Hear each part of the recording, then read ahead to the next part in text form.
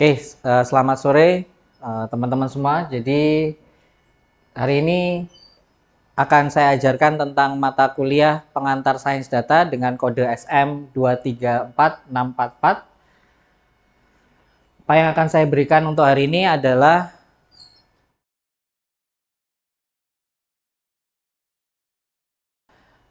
saya berikan deskripsi mata kuliah pengantar sains data untuk 1 semester ke depan. Jadi yang pertama adalah mata kuliah pengantar sains data akan membahas tentang kemampuan dalam sains data, meliputi visualisasi data, machine learning, dan analisis data. Ketiganya merupakan komponen utama yang ada pada sains data. Kemudian yang kedua adalah topik-topik yang dibahas meliputi pendahuluan tentang sains data, toolbox untuk sains data, statistika deskriptif dan inferensi statistika, dan pastinya ada supervised learning, unsupervised learning, dan sistem rekomendasi. Untuk capaian pembelajaran mata kuliah sendiri, jadi dari mata kuliah pengantar sains data, kita berharap kalian semua mampu memahami pengertian dan tools dari sains data, statistika deskriptif, dan visualisasi data. Tidak hanya itu, kami juga berharap bahwa kalian mampu menerapkan pengantar inferensi statistik, ceramah, diskusi, dan latihan soal. Jadi setiap pertemuan kita nanti ada sedikit latihan soal, mungkin menggunakan Kahoot ataupun quizzes, dan mungkin kita bisa menggunakan ya sedikit untuk pemrograman. Nah, materi pembelajaran sendiri sudah saya rangkum di sini. Ada pendahuluan tentang sains data, kemudian toolbox untuk sains data, inference statistik, statistik deskriptif, ada supervised dan unsupervised learning, dan seperti yang saya bilang tadi ada analisis jaringan dan sistem rekomendasi. Ini kuis 1, tes tulis, kemudian akan saya berikan pada saat minggu keempat, sehingga materinya yang harus kalian persiapkan adalah materi pada saat minggu pertama sampai minggu ketiga. Kemudian kuis 2, small project dengan Python. Nah, ini tugasnya adalah individual, yang membedakan antara big project nantinya. Untuk ETS sendiri, esai, dan materinya adalah dari minggu pertama sampai ke minggu ke-7, dan ETS akan dilaksanakan pada minggu ke-8. Dan yang terakhir adalah evaluasi akhir semester, ada big project,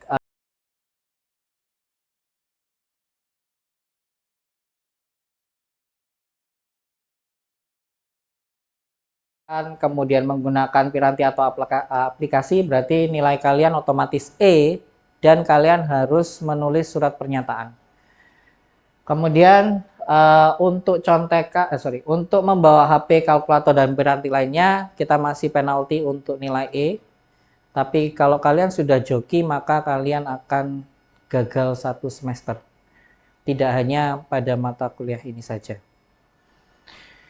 Terkhusus untuk kelas ini, jadi untuk ujian tulisnya, kalian saya perbolehkan untuk membawa ballpoint, penggaris, tip X, kartu materi,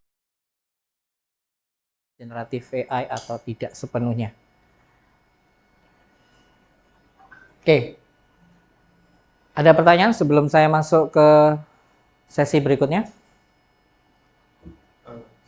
Ya.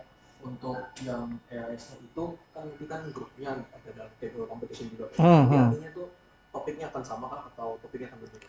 Oke, good questions. Jadi untuk topik akan saya berikan satu tema sama dengan grup yang lainnya, dan kalian akan berkompetisi satu dengan yang lainnya.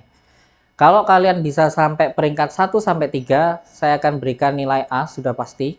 Kalau kalian di peringkat 4 dan 5 masih AB, di bawah itu masih saya pertimbangkan. Apakah kalian di bawah baseline-nya atau tidak? Kalau di bawah baseline, maka kalian belum lulus untuk mata kuliah ini.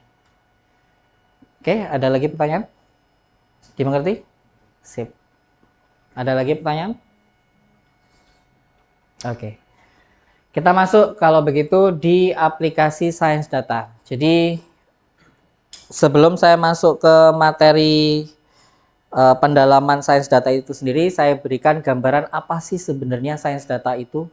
Jadi bayangan kalian mungkin banyak yang berpikir bahwa ini kok kayak seperti machine learning, ini kok kayak seperti kecerdasan tiruan, ini kok seperti kayak data mining. Jadi posisi sains data sendiri itu di mana? Jadi sains data yang perlu digarisbawahi adalah kalian perlu berkomunikasi dengan konsumen kalian, dengan audiens kalian, atau dengan pengguna aplikasi kalian. Nah, cara berkomunikasi ini adalah bagaimana kalian menerangkan data yang kalian punyai itu sangat informatif, bermanfaat, ataukah bagaimana.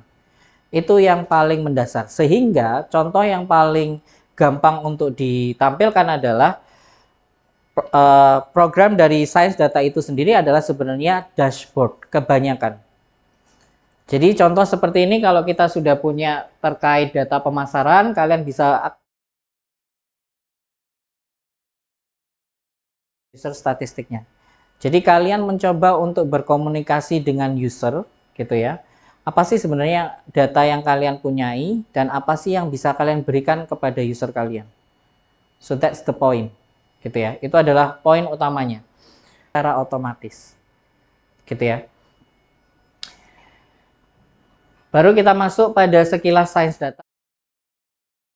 Ini adalah data dengan jumlah yang sangat besar. Kalau kalian data kecil ya berarti kalian cukup menggunakan statistik. Data analis biasa. Kemudian data akan selalu berdatangan. Kalau data selalu berdatangan maka jelas kita sudah bermain dengan data yang tidak terstruktur. Gitu ya.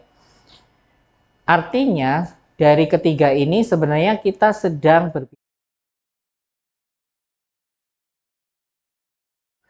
Dan selanjutnya di sini tidak hanya klasifikasi dan regresi.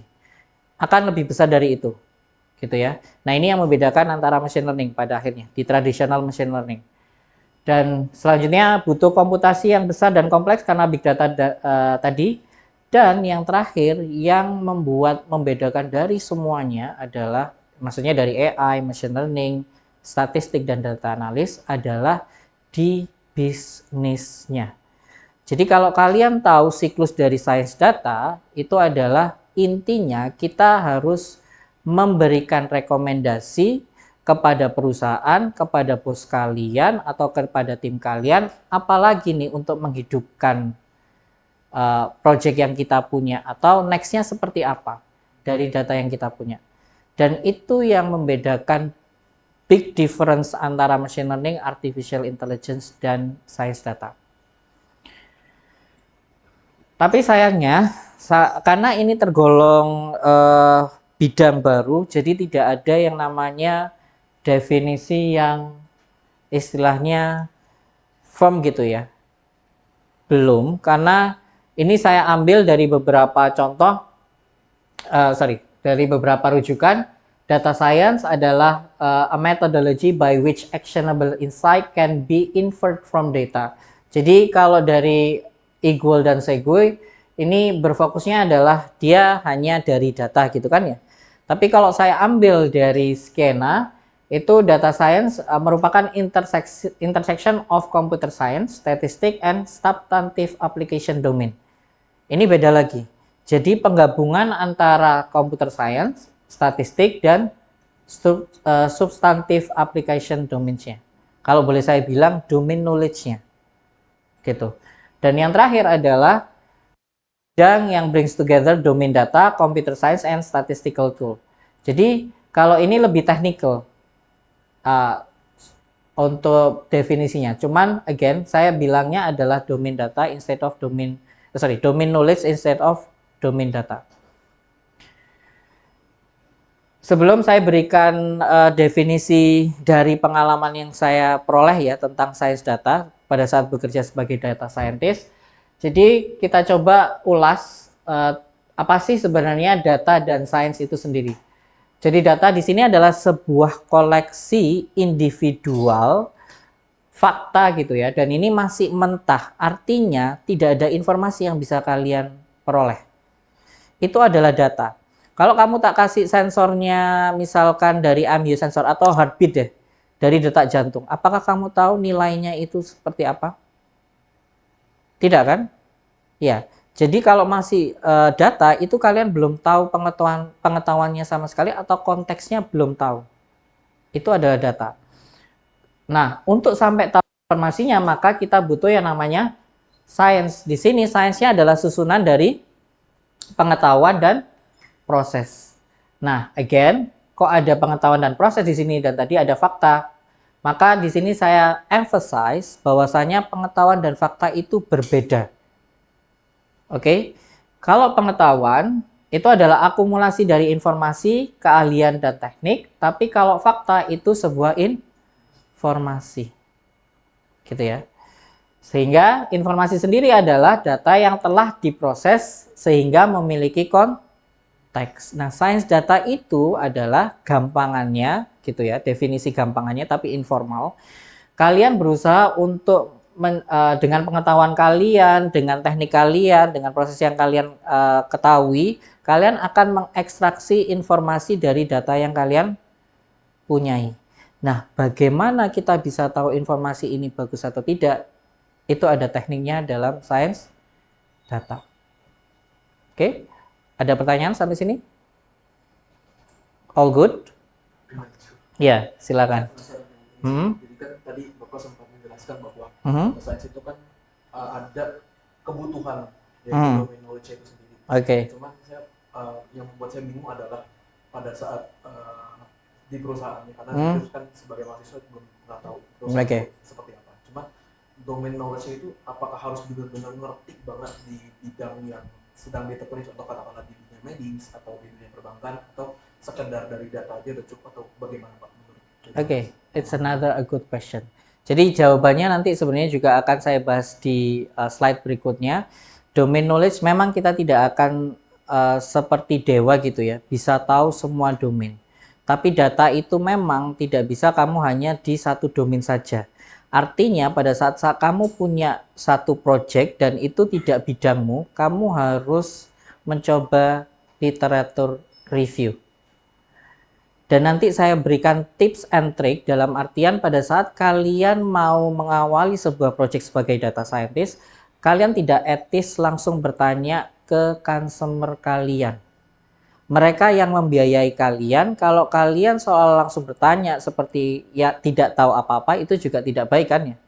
Sehingga sebagai seorang data scientist, itu kalian harus benar-benar memanfaatkan yang namanya internet. Gitu.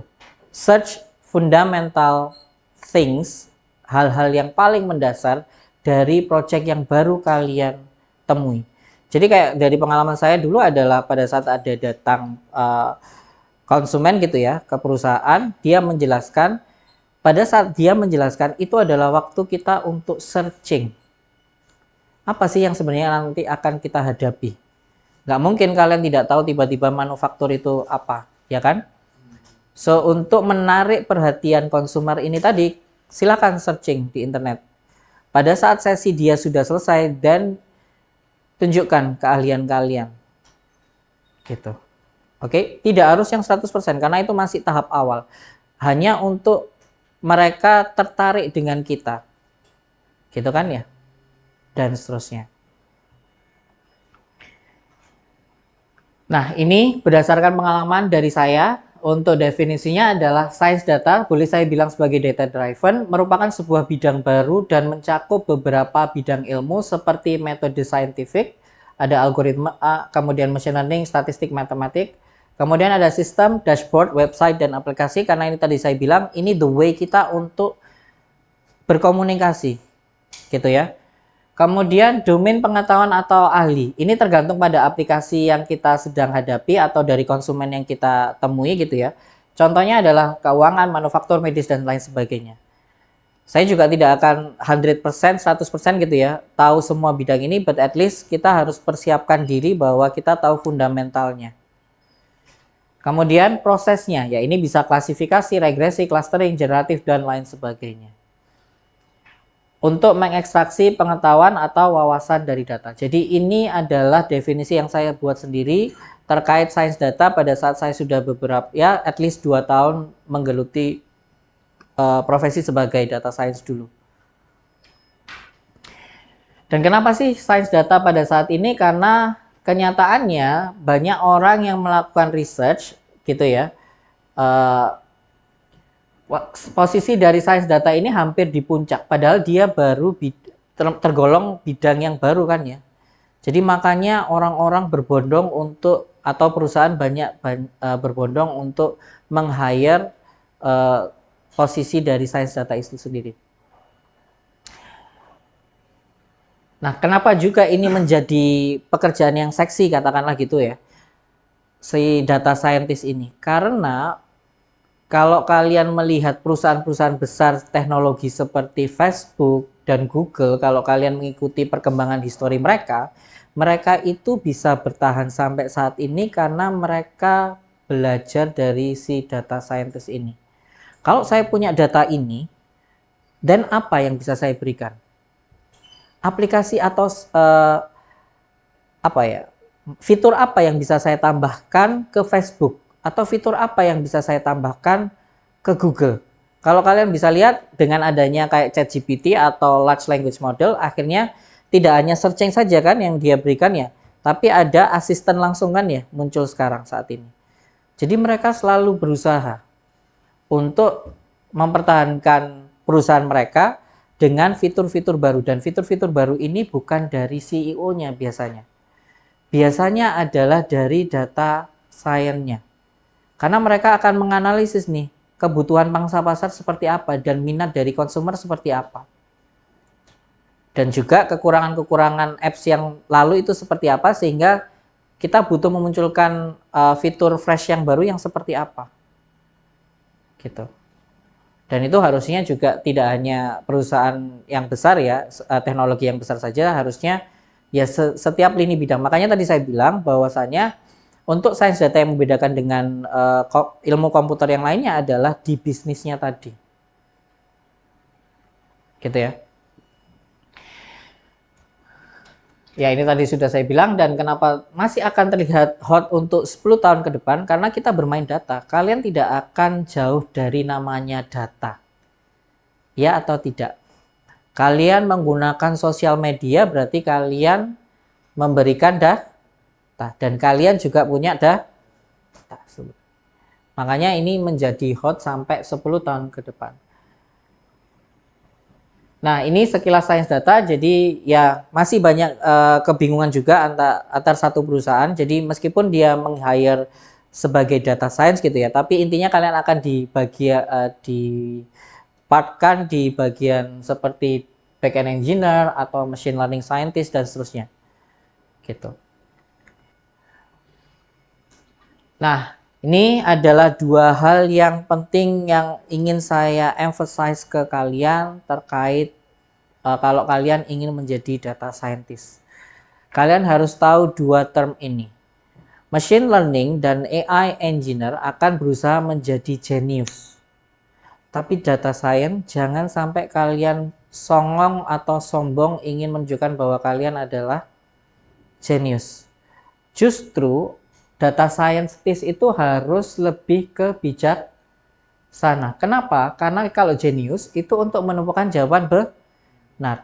Machine learning, kalian pasti akan berusaha untuk mencapai akurasi 100%. Dia mau jawaban yang benar. Tapi dia nggak tahu nih kayak gimananya. Nggak tahu urusannya kayak gimana. Gitu kan ya? Nah, kalau data scientist itu lebih ke bijaksananya untuk menghindari jawaban yang salah. Artinya proses semuanya itu clear enough. Oke? Paham ya di sini ya? Bedanya. Kalian akan menunjukkan rekomendasi, bukan hasil akhir. Bisa dibedakan ya? Keingintahuan yang tadi saya bilang bahwa selalu bertanya gitu ya. Jadi data scientist harus membangun sebuah keingintahuan tentang domain atau aplikasi yang mereka kerjakan. Oke? Mereka harus berbincang dengan orang yang memiliki data yang mereka kerjakan, tapi harus tahu kapannya. Oke, nggak bisa kalian harus bertanya di saat mereka baru datang. Itu nggak etis juga. Dan yang terakhir adalah ya kalian harus membaca koran. Koran ini bukan berarti koran ya, tapi kalian harus banyak-banyak atau sering-sering membaca. Mencari informasi, menggali informasi sebanyak-banyaknya. setiap hari dengan perspektif yang luas. Kalian nggak bisa nih, oh saya ini adalah machine learning scientist, saya ahli yang namanya SVM, support vector machine. Kamu ketemu clustering, kamu pokoknya, oh ini masalah clustering. Pokoknya saya pingin harus dengan dengan metode klasifikasi. Nggak bisa seperti itu. Paham ya sampai sini ya? Jadi kalian harus membuka lebar perspektif kalian seluas-luasnya.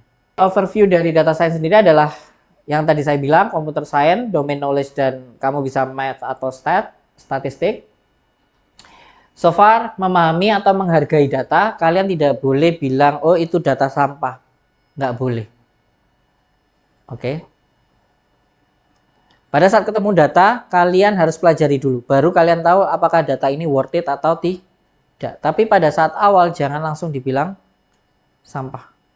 Oke, siapa tahu dia malah justru bisa memboosting solusi yang kalian punya, yang ingin kalian cari. Di sini data yang menarik berasal dari scarce resource dan sparse. Kalian data science ini yang selalu saya pakai pada saat saya dulu menjadi data science adalah imajinasi yang tinggi. Kalau kalian tidak imajinasi tinggi, kalian tidak akan menemukan atau keingintahuan yang sangat besar. Believe me, nanti saya kasih contoh. Sometimes nggak jelas juga. Kerja keras pasti, visualisasi data, kemudian ada machine learning atau deep learning, teknologi komputasi yang tinggi untuk mengatasi skala. Karena kita bermain di big data kan ya. Nah, ini adalah cycle yang harus kalian ketahui ada pada science data. Jadi discovery, kalian punya data, kalian cari ini discovery. Kemudian data preparation, model planning, model building, operation, and then communicate. See? Tadi saya bilang kan harus berkomunikasi kan ya? Nah, sayangnya ini yang membedakan dari data science dengan machine learning dan artificial intelligence, dia tidak ada komunikasi dan tidak ada siklenya. Setelah kalian tahu akurasinya, that's all kan ya? Beres. Kalian sudah next to project yang memang kalian harus hadapi lagi, ya kan? Tapi di sini setelah komunikasi, then what? Ini masih ada siklenya. Makanya kenapa tadi saya bilang sekelas Facebook dan Google itu butuh yang namanya data science, karena di sini proporsinya yang paling dibutuhkan, komunikasi dengan konsumennya, terus rekomendasi yang diberikan oleh data science seperti apa. Oke? Nah, ini adalah contoh studi kasus pada saat perakitan robot. Ada data sensor seperti ini. Dulu saya harus meneliti dulu, tidak tanya nih apa ini 0 dan seterusnya, saya tidak tanya pada waktu itu karena mereka baru pertama kali datang, gitu kan ya. Dan saya berusaha untuk mencarinya dengan seperti ini. Saya tahu nih kok ada banyak yang warna kuning ya, dan warna merahnya cuma sedikit dan seterusnya. Dan warna kuning ini ternyata dari label 0. Saya penasaran nih, apakah ini itu sesuatu hal yang apa istilahnya gagal dilakukan atau yang memang ahlinya gitu. Saya tanya, 0 ini apa? Oh, 0 itu adalah idle. Untuk idle itu artinya tidak melakukan apa-apa. Saya lakukan statistik, berarti di sini untuk gambar ini saya tahu bahwa orangnya masih newbie untuk merakit robotnya. Karena dia selalu bengong kan ya. Selalu 0. Dia tidak melakukan apa-apa. Dia masih bengong. Tapi untuk data lainnya saya temukan ada yang tidak seperti itu, sehingga saya lakukan analisis statistik dengan frekuensi aja. Saya tidak mendapatkan apa-apa. Kemudian saya berpikir kalau idle banyak, ini kok juga banyak, kok ada yang aneh ya, kayak bertolak belakang. Sehingga saya cari tentang tolerance rate-nya untuk menentukan nantinya saya bisa menentukan apakah person 1 itu novice, person 2, 3, 4, 5, 6 itu apakah novice atau master. Dari statistik yang saya lakukan, saya bisa menyimpulkan bahwa person 1 tadi adalah newbie-nya, dan juga person 4, untuk person 2, 3, 5, 6 mereka sudah master. Dan terkait dengan imajinasi tinggi, jadi ini adalah project dengan Intel US pada saat itu. Mereka membawa permasalahannya hanya untuk klasifikasi ini dulu. Tapi mereka tidak puas nih. So pada saat itu mereka minta what next gitu, karena projectnya itu adalah 3 tahun gitu. Nah pada saat itu saya akhirnya ya berusaha untuk melakukan statistik, analisis dan seterusnya. Tadi saya dapat master dan novice sebagai tahun keduanya, saya kurang nih 1 tahun lagi. Dan apa yang saya lakukan adalah dengan imajinasi tinggi, sebenarnya nggak imajinasi tinggi juga sih. Saya kasih tahu kalian ya, saya cuman makan di mie daging di Taiwan. Indonesia adalah kebanyakan pakai tangan kanan kan ya untuk makan ya. Saya lihat kok banyak yang pakai tangan kiri. Sehingga pada saat saya kaitkan dengan data yang saya punyai, karena sensornya itu tidak hanya masalah atas dan bawah, tapi juga kanan dan kiri. Juga berlaku untuk gravitasinya. Sehingga saya bawa juga permasalahan ini tentang right-handed dan left-handednya. Dan pada saat kita presentasikan, dan alhamdulillahnya si Intelnya setuju untuk membawa project ini 3 tahun ke depan. Jadi ini tahun pertama, tahun kedua, dan tahun ketiga. Jadi tadi imajinasi seluas-luasnya aja kalian. Jangan terlalu membatasi pengetahuan kalian atau bahkan keingintahuan kalian. Nah, saya lanjut, dan ini adalah contoh kita menggunakan TSNE pada saat kasus kita membaca sinyal otak dan kita tampilkan atau bangkitkan citra yang dilihat oleh pasien atau seseorang tersebut.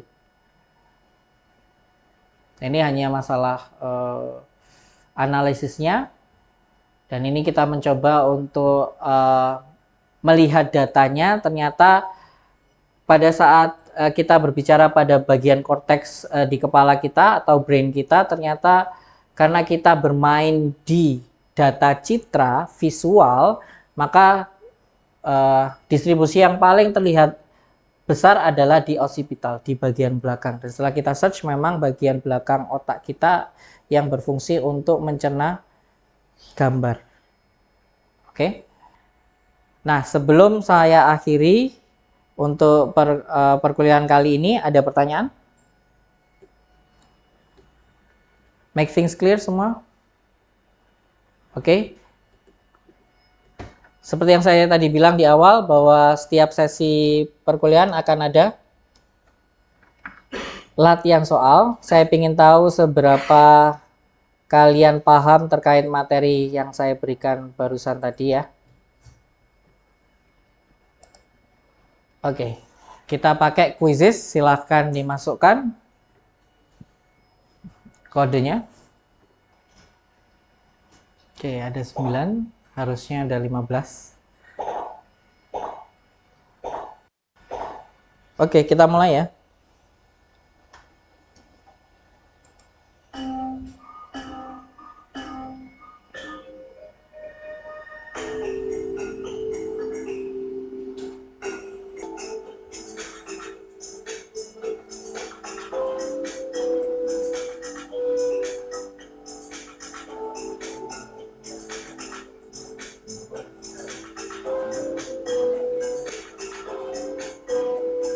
Semua sudah?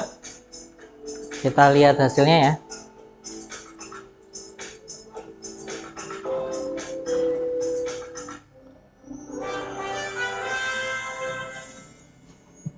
Wah, oke. Pak Fes yang menjadi pemenang pertama. Ada kesulitan untuk menjawab, Rek? Semua ada di slide ya. Oke, jadi untuk pertemuan selanjutnya kita akan teruskan materi tentang dari data. Saya cukupkan untuk hari ini. Terima kasih untuk pertemuan pertama kita. Sampai jumpa untuk minggu depan. Terima kasih.